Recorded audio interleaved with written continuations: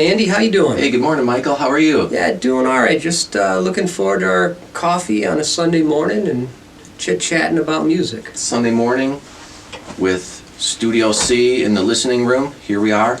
Yep, and I'm Mike Snyder-Barker. And I'm Andy Schiller, and it's Sunday morning, and here we go. Hey, you know, I'm also sometimes Bark's Tales. Bark's Tales, and also you're in some other bands as well. You know, very, very, very, very part-time. Very part-time. So, you know, this is our second shoot. This is episode 2. Yeah, and I think we were just kind of talk about what we're doing, maybe do some setup of the room. We've got the drums set up over here now, and you know, we're getting things together. Yeah, we're really blessed to have so much recording gear and experience, and so I can't wait to record some local bands or local acts. Right now we have 24 channels on this old Mackie mixing board. A lot of people like to still plug straight into, you know, analog gear. One of the things that I notice these days is a lot of folks, or younger folks, will take a mic and they'll just plug it straight into the computer, and they're like, all right, I'm recording. Okay, but you know, that never sounds as good as it can. It always sounds just a little bit too crispy, just a little bit too digital, and call me old-fashioned, but yeah. Well, and it's really it's difficult trying to mix that, trying to find the right tones when it's direct like that. And it's often hard to sit in front of a mic, play a guitar, but then also you've got the monitor speakers right here too that you're trying to listen to. Yeah. So you're trying to tell what sounds good, and everything's just all in the same room. It's muddy. So, you know, analog mic pre's are a thing, and it used to all be rack gear. Like a lot of people have stacks and stacks of rack gear, and I have a small rack down there. You have one item in your rack. And I have a guitar rack in the other room. But I used to have stacks and stacks of rack gear, several racks that I would carry along on recording sessions. But things have gotten smaller, you know, and so I have a 2-space guitar rack that has everything you'll ever need. And so I don't need another compressor, and then another EQ, and then another noise gate, and then another so on and so forth. It has everything all in the same box. So, although we do appreciate studios who have those things, right. This is a pretty small operation. Right, we don't have the space for stacks and stacks of racks, but you don't really need them these days. Yeah, that's true. That's true. And I don't know hardly anything about the technical aspects. I'm leaving that all to you, man. You know, I picked up a lot of interesting tidbits along the way. I had a friend, his name is Mike. He lived out in Boulder, Colorado. He lives in Las Vegas now. Mm-hmm. And he taught me all sort of studio tricks that are just absolutely amazing. I just remember this vocalist was coming in to record, and he's like, all right, it's time to set up the mic array. And I'm like, mic array? What are you talking about? How do you know my last name? Yeah, exactly. And then I was like, well, we're going to, you know, hook up a vocal mic and, you know, put the pantyhose in front of it, and she's going to sing into that, right? He's like, 1 mic? What do you mean? And he sets up 8 mics in a circle. And so she sings into, like, the first mic, but then there's all these other mics around it, and then he's just flipping. This is mic 1, this is mic 2, this is mic 3, this is mic 4. And he recorded all 8, and then we were all like, yeah, mic 1 sounds the best, and we recorded all the rest of the parts. We did the mix down, we did the mastering, and we listened back to it, and he's like, you know, the vocals just need a little bit something different. We went back and we used mic 3, and it just had a little bit of a different tone, like it was less S's and T's and a little bit darker. And so he would record vocals with 8 mics at the same time. Man, I go over to Dave Ruth's studio, and he puts me in front of just 1 mic. And it's a beautiful tone and beautiful sound. And you're right, we don't need all that much. minimalism can be great. Absolutely. Absolutely. But, you know, we're going to start using the drum set for recordings, and we've got some big stage lights that we're going to set up. Andy's got all this fancy wall hangings and such, and I've got a big green screen in the back, and so we can do lots of different fun things. Yeah, if you want to make a video, the nicest thing is to have the 3-point lighting. You know, you need 3 different lights from 3 different angles. One over here, one over there, one over here, and then that way you don't get those hard shadows. We also have one above. Right, the ones above. And having a green screen really helps because you can do a lot with it. You can put anything in the background. Yeah. And having a nice big background like this means that, you know, you could focus the camera on the person's face, and then the background can be a little bit blurry if they're far enough away from it. And so that's called depth of field. And we have tons of equipment. I bought this Rogue bass amp because I was going to try to play some bass for a while. And I've got a couple bass guitars. Andy's got at least one bass guitar, if not more. I've got so many instruments here. Yeah. I've got 3 electric guitars, a bunch of acoustic, and a mandotar. You know, it's a cheetah mandolin. That's pretty cool. Yeah. And a couple other things. Andy's got, what do you have? I have a bass, a cello, mandolin, mandola, classical guitar, 2 steel string guitars, a couple electric guitars. And I have my guitar setup. Well, of course I have several different, I have like 4 different amps here. One's a Fender Hot Rod Deluxe, which is great for kind of a bluesy, classic rock sound. But my electric guitar setup has changed. At one point, you know, I was a huge fan of Dream Theater. You know, math rock and all that kind of stuff. When Dream Theater came out, I was just boggled. I was like, this is for me. You know, this is what I want to do. And I had some money at the time. And so I got Guitar Magazine, and I flipped to the back, and there's John Petrucci, and he's kind of leaning up against his guitar rack, and next to it in tiny, tiny writing, it shows every single piece of gear, and even every piece of gear on the floor is labeled, you know. And I ripped the page out of the magazine, and I walked into Guitar Center, and I'm like, I want to sound like John Petrucci. All right, well, that's going to be, you know, $8,000 worth of gear. And I'm like, hook me up. And so I bought all these racks and stuff. And this was like in the late 90s, you know. And like I was just saying, you don't need all those racks these days because everything is miniaturized and gotten smaller. Yeah. But right now I'm kind of rocking the Polyphia sound. Polyphia just plugs straight into this effects box. It's called the Axe Effects 2. And it just makes every guitar sound in the whole world without having to carry around huge amps and invest in different speaker cabinets and buy a lot of pedals, and it just does every sound. Like every pedal is in there somewhere. And so Axe Effects 2, you can get any kind of tone. You could plug other instruments into it, bass or whatever, and it sounds great. So, you know, very compact.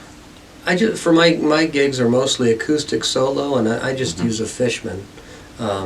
Fishman Mini, whatever it is.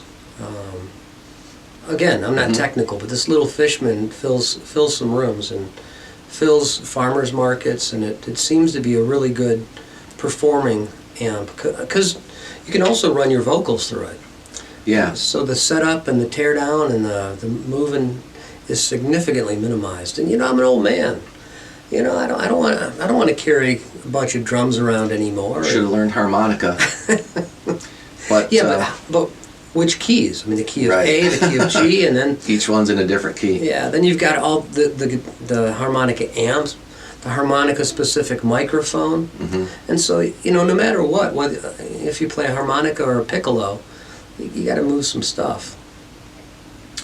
So I have a little crate amp just like that, where you can sing through it, you can plug your guitar into it, and it even has another aux channel to play music in between the sets or whatever. Yeah, yeah. And sounds great when you plug your guitar straight in, although I usually use like a little guitar preamp box. Yeah. I like having the mute switch in front of me, like the kill switch. It's like the panic button. Yeah. It's like the emergency switch. Like if it feeds back, you can just hit the button and no worries. So I've got a pedal that's a tuner, which serves as a similar function.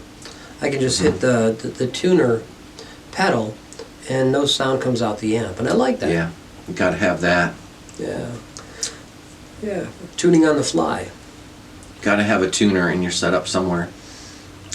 But hey, back to the studio setup. So, Yeah. you know, we have this room, which is kind of the listening room, and we'll be listening to a lot of music in here and probably listening to some of your favorite local bands and reacting to how they sound. And this is a pretty nice little video setup that we have here with all the backdrops. I know you can't see the green screen right now, but there's other rooms. There's Studio A, Studio B, and a big conference room. I have an idea.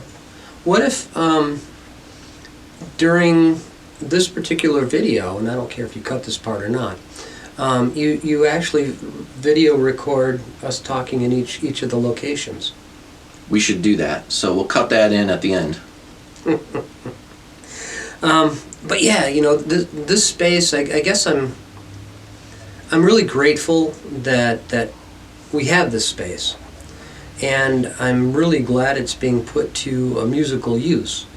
You know, it used to have other uses, you know, and I'm still doing a little bit of that work here. But turning this into a place of joy and music, it's just heaven for me.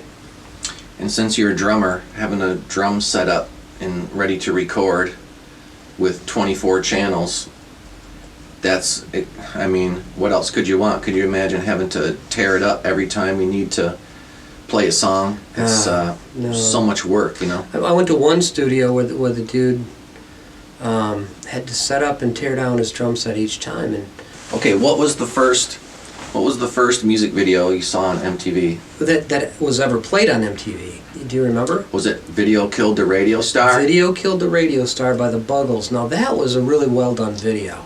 I mean, it was just all camera angles and, you know, nothing, no special effects or anything. It was done with several cameras, and they're just action shots and girls singing, you know, the backing vocals, and it was just a fun video. But I don't know if, well, you know, you watch Beat It, and that was pretty much true to form. But I know there were some that had nothing to do with the song. Yeah, a lot of times the band would just pantomime the song on stage, and they'd have some explosions or some firecrackers or whatever, and that was about it, you know. I don't want to do that. But yeah, a lot of the first videos were really low budget. Yeah. And kind of artsy, in a low budget kind of way. They tried to do something cool, but they didn't have a huge production. Right. And Expense, yeah. It wasn't an expensive video. I remember being about 14 and, you know, I had my cassette tapes and listening to Motley Crue and Ozzy and all those guys. And one of my friends said, yeah, we're gonna go home after school and we're gonna watch a music video. And I was like, what's that? Music video? Yeah. Well, MTV started, I believe when I was 18. You know, the year before I went to college, because I didn't go to undergrad till I was 19. And so I missed out on the first year, but I caught the second year and beyond. And now, MTV is not music TV. No, they kind of changed into game shows for a while, and then reality TV and other stuff. But then they had MTV2, which was trying to go back to playing videos. But VH1 were for the older folk. That was another video channel. VH1 was great, but they played a different style.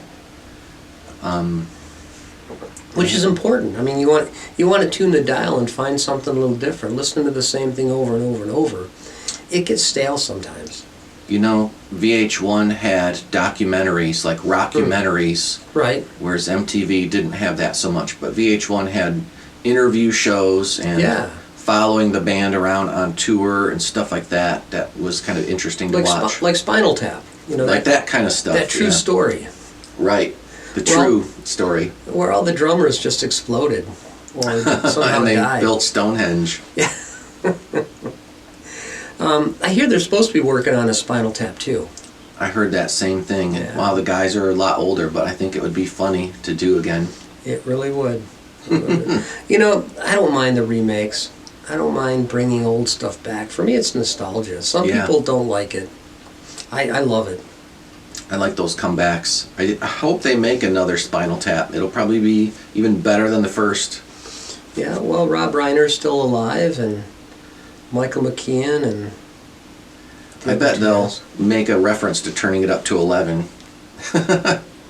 Do you have that setting on this? Um, Or maybe you could just turn up. This one goes, let's see. Oh, it only goes to 10. But Darn. you could turn up number 11. Yeah, track 11. Yeah. That's, okay. Bad dad jokes. It's okay, I'm a dad. That's okay. Yeah, yeah.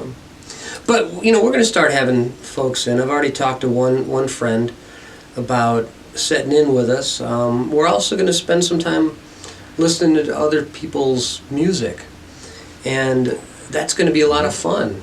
And trying to help people get out there with their music and go over what they did right about it and show it to you so you can listen to it too.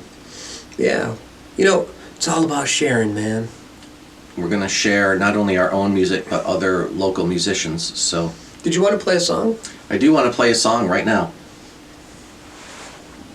Although I have to admit my fingernails are really bad because I broke my fingernails over the Christmas break, and so You know what? I should tune also. I neglected that function. Here, this is just part of the show where we tune.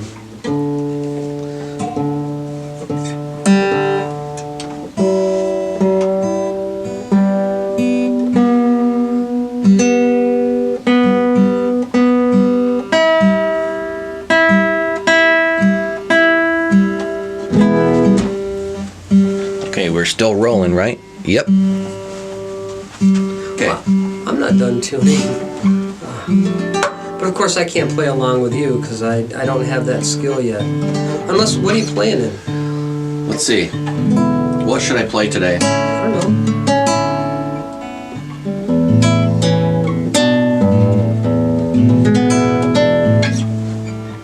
Of course, I didn't bring the guitar pick. Would you like? Here, Hey, there we go. I'm done tuning.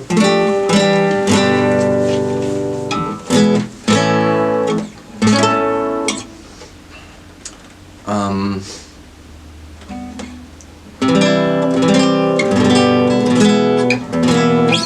Okay, so I'm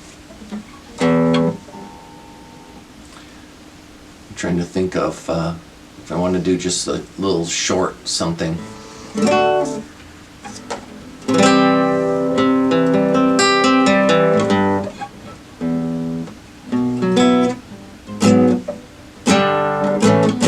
Is that the whole song? Yep, that's it. Okay, so and let's just show a riff. Okay, so today what I'm going to do on my guitar is I'm just going to play a chord progression that I thought of that I thought sounded cool. And if you know chords, it goes like this: B major, and then we got G sharp minor 7, and then the next chord goes to G, and then A, and then E. So I decided to combine, some jazz chords with your regular cowboy chords. So, like the first two chords are like jazz chords, right? So if I play B or maybe B major 7, and then I got G sharp minor 7, or G sharp minor 11, which is a jazz chord. You can also just play a 4th fret bar. Yeah, but make it minor though. And then the last 3 chords are cowboy chords, which are like a G, A, E, and there's our riff.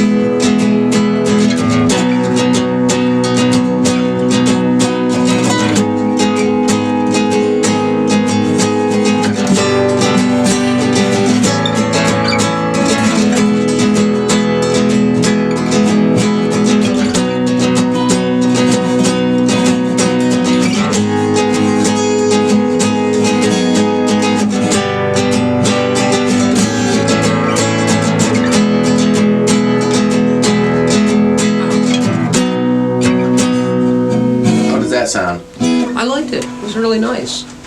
I just could barely keep up because I'm just.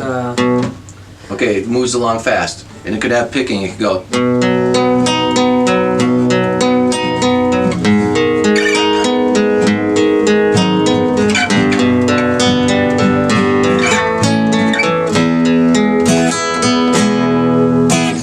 Yeah, there we go. You know, I'm really fond of, this 12 bar and E combination, and I can I borrow my pick? Yep. Thank you. What I like about it is I can play with it a lot.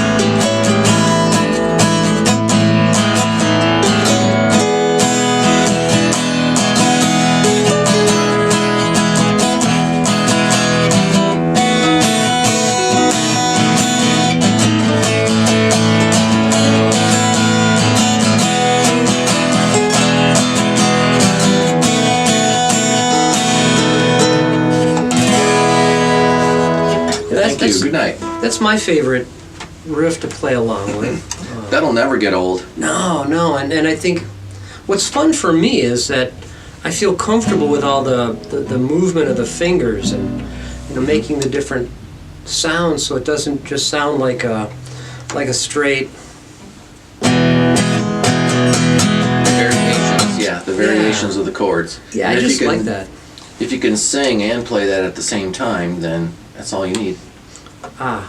Well, a mule kicked me in the head. Well, a mule kicked me in the head. I thought I was gonna be dead. 'Cause a mule kicked me in the head. My foot got run over by a truck. My foot got run over by a truck. Well, that's just my kind of luck. 'Cause a foot got run over by a truck. Well, I think I might be cursed. My wounds I need nursed. My life is such a mess.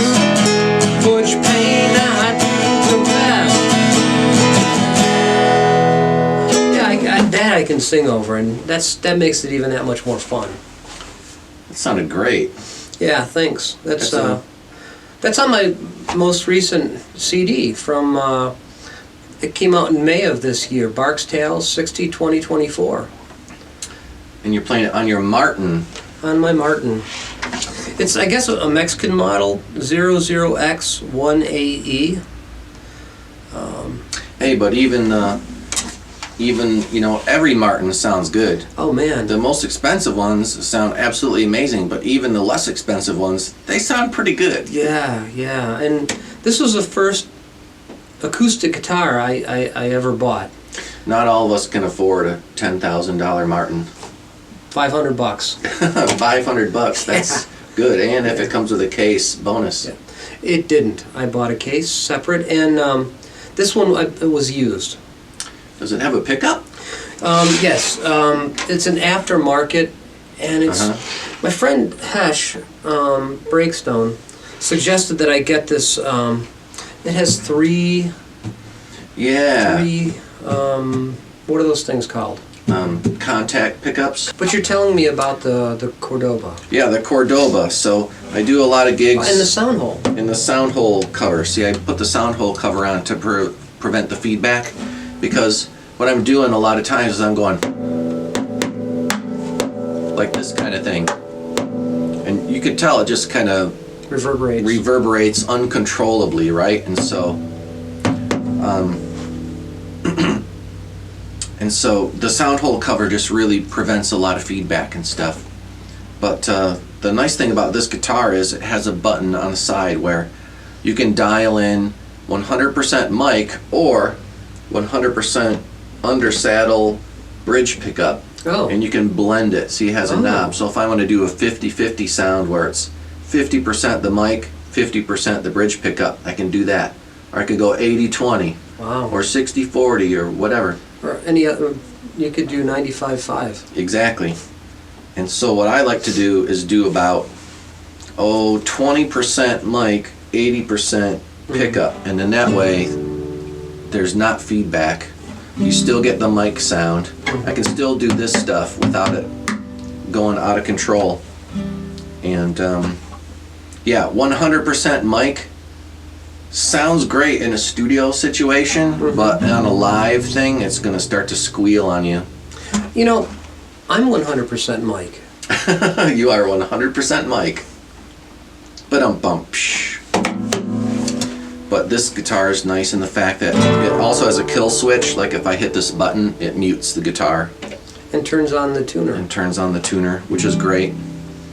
Yeah. Although there was that one gig where I was like, ladies and gentlemen, here's my song. And I started to play, and I didn't realize that it was muted. And I got to it was your best song ever. And I was playing well, and I thought it sounded great, because here I am sitting right up against the guitar, but I didn't realize it wasn't coming through the amp. And then I went to go do a loop, and I was shocked when the loop was just silence, because there was no sound. So then I had to sort of start over, and it was a little embarrassing, but you know, we've all had those little stories like that. Yeah. I set up for a gig once, and my amp stopped working. Good times. We've all been there. Yeah. I had to sit in front of, like my pickup stopped working one time, and so I had to just take the vocal mic and put it here and stand really close to it and play as loud as I could, and it still sounded terrible, but I at least survived the gig. Well, and I'm a singer, so when that has happened, you know, I have to do that, but I also have to make sure I can project my voice into the microphone too, and that bites. Yep, but the show must go on. The show will always go on. All right, that's it for this week's episode of The Listening Room in Studio C. Hope you enjoyed it. Yeah, absolutely, and you were going to splice in some other studio? And we're going to splice in some scenes from the other studio rooms. Now, Andy, tell me about this space. This is completely your space. This is Studio A, and so what we've got in here is, you know, a nice big room where you can have a lesson, or you can perform, or you can record. We have, you know, natural light, which is kind of nice. It has windows. Here's violin, viola, mandolin, ukulele, mandola. I got my electric guitar. This is a 89 Strat Plus with Barden pickups. Behind us here is your Martin that I'm going to paint later. Oh, yeah. Here's the Hot Rod Deluxe, and then we have this nice acoustic piano.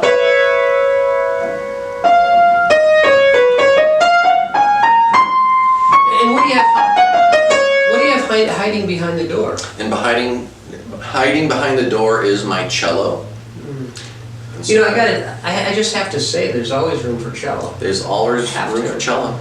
Yeah, and you've got this really cool lighting going. It feels nice in here, and so you can make a sound.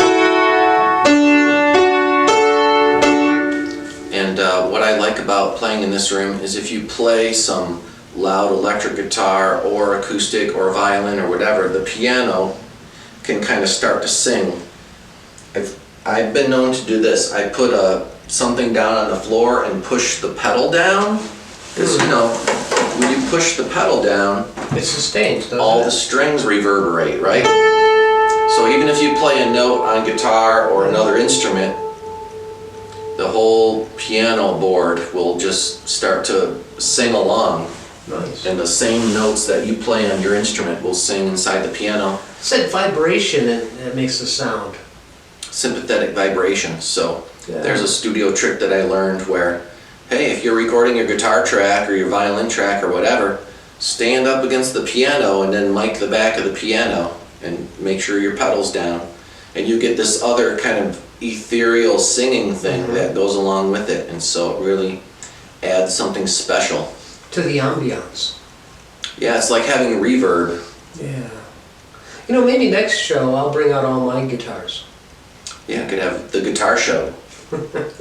We'd be here all day if we did all my guitars. Well, that's probably true. I probably don't have as many as you do, but I don't know that I'll ever catch up. I think I've got it pared down to 8. Oh. Okay, then I have more. But this is Studio A. Studio A, everybody.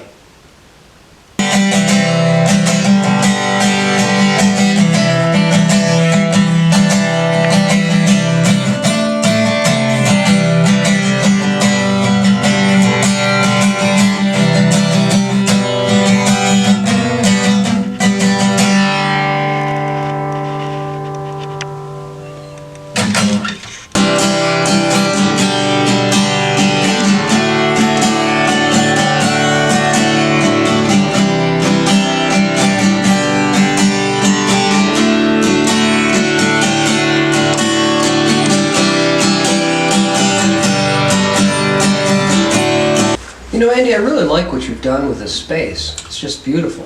Thanks. I have all these different backdrops, and so I basically pose in front of the camera with my guitar, do a little YouTube short, or Instagram or TikTok or whatever it is, a little short video, and I have all these different backdrops for different colors. Like there's the orange, you got your black and white, there's a staircase, there's a mandala that's really bright. I have dozens of these backdrops, and I just change them up every once in a while.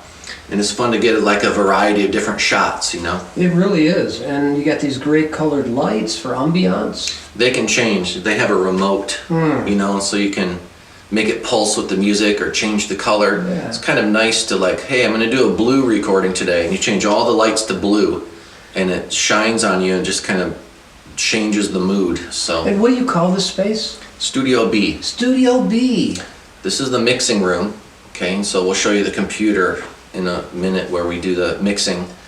But this is where the guitar amp lives, and so you got your 4x10 cabinet, your Axe Effects, which is your guitar processor. This is a Mesa Boogie power amp, and it has all the foot switches and bells and whistles, and there's a looper, and this is all my, guitar pedal board stuff. Man, you have a lot of stuff. So if you want to record guitar, everything's here. There's your bass and your acoustic hanging on the wall. And so, and behind this backdrop, there's a little bit of a foam so that we can dampen the sound so it's not so... out there. Yeah, it'll control the sound waves a little bit so they don't bounce around while we're trying to do our mixing. But this space is good for recording 2 or 4 channels at a time. We've got the keyboard set up here. But basically, this is where all the mixing happens. And it's a pretty comfortable room to spend some time in. Yeah, absolutely. Here we are. We're in the same room, Studio B. It's still Studio B. It's from the reverse angle. Whoa! So now you can see, like, this is our, mixing station. We have some really nice PreSonus monitors here that we can listen to the music through. This is Andy and his buddy... My buddy Danny and I are working on this project right now. And that's not a real drummer. This right now is just the basic GarageBand drummer. And so we're going to replace all the drums with an actual drum set with a real person playing. But anyway, so this is the mixing station, and it's where we do Logic Pro. Yep, we're basically mixing with Logic Pro. We also are using Pro Tools from time to time. And I know there's a lot of programs out there that you can choose from. Yeah. But I am a Pro Tools certified engineer. I went to all those classes and had to pass the test. And it wasn't easy, but it was worth it. Yeah, absolutely. Absolutely. But it's nice to have Pro Tools and know how to use it. Logic Pro is a little bit friendlier. Could have fooled me. I'm clueless. I can barely use Audacity. So Audacity is great and free. And if you want to get started, start with that because it works. Yeah. It works great for PC. If you got a Mac, start with GarageBand. Oh, GarageBand doesn't work on PCs? GarageBand is not a PC thing. Oh, it's not politically correct. Back in the day, Pro Tools only worked on a Mac, like when it was first starting. Yeah. I think it was called Sound Tools at the time. But I was there at the very beginning of Pro Tools as an intern at the studio, emptying the trash, making coffee, and just trying to figure out how stuff works. I just watched the engineer all day long, and I didn't bug him, but I just kind of... You were a fly on the wall. I was a fly on the wall. And while Pro Tools was bugged at the beginning, it was like trying to figure out error messages, and it would crash, and you'd have to restart the computer, and you'd lose things, and good times. But it's really come a long way since. Yeah. This must have been back in, I don't know, 95 or so. Yeah, so a couple years ago. Seems like only yesterday. I know, that's nearly well, this upcoming year, it's going to be 30 years. You got it. So that's where I got my start, interning in studios. And now here we are we can record as many tracks as you want. We have all these digital plugins where you don't need to have all that rack gear to do your mixing. Yeah. And I think we're getting a pretty good sound. It's a really good sound. Now I'm really curious to hear what an actual drummer would sound like on that. Yeah, with real people playing the parts. Yeah. And no vocals? No vocals at this point. So right now it's an instrumental record. But I'm going to be, adding like a lead track to every song. And it's not just like a Joe Satriani, listen to me shred on electric guitar. Some of the tracks feature violin or mandolin or other instruments that I play. One of them's even a piano feature. Nice. So it's not guitar shredding for 14 tracks in a row. Although there is some guitar shredding. Well, I mean, if you can do it, you ought to show it sometimes. You got it. Just for the heck of it, we thought it'd be fun to show you the waiting room. Now, the only thing that remains here that was mine when it was primarily my office is this couch, this ugly, ratty old couch that works really well. It actually is pretty comfortable. Yeah. And Andy's got his rack of books, 4 of which he wrote, right. 5 of which he wrote. I have a whole rack of, guitar books, compositions for guitar.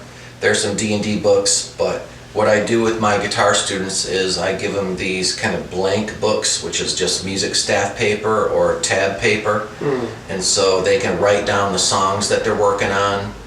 And it makes them feel special. Hey, it's your book. You can put a sticker on the front. You can write your name on it, and so. Well, there's a cello composition book and a viola composition book. One for every instrument. Yeah, that's nice. And so that's just part of the perks of taking lessons is you get one of those books when you sign up. Which is certainly a perk. It's such a nice entrance here that we have at the studio because you got your coffee machine, little mini fridge. There's a comfortable place where you can just, hang. Sometimes you want to take a break from the studio. You sit on the couch and stare at your phone. Or, sit in the nice sunlight and take a break. I mean, it's not sunny today. But it's pretty comfortable. I mean, the plant is a little bit droopy because I forgot to water it over Christmas, but it'll come back. And then there's some artwork here that I did on the walls. These are Andy's wonderful imaginations. I think I'll give a lot of those away to different people that I know. Mostly that's what I do is I just give the paintings away. But there's some paintings you can look at, and that's interesting. Yeah, maybe one day we can, even in the listening room, have other people show their artwork. That would be great. Yeah. Because, music and art go together. Hey man, music is art. Art is music. Music to the ears, music to the eyes. When you make some music, it's nice to have some visuals. Yeah. I can foresee, like, in some of the songs that I'm working on right now, if I want to make a music video and add a visual to the sound element, I could just show some of these paintings close up and move around and be like a visualizer. And then also put it on the green screen. Green screens are indispensable. You need yourself a green screen. Yep. And I've had it probably 3 years and I've never used it, but you've used it a couple times. I've used it a couple times to make myself appear on stage next to Jimi Hendrix, or to sit next to a cat playing a piano. And so, you pose and you make it look like you're there in the room next to the person. Like Jimi Hendrix is going like this and I'm like leaning into it, and it looks like we're standing next to each other. So I think that's next week's project.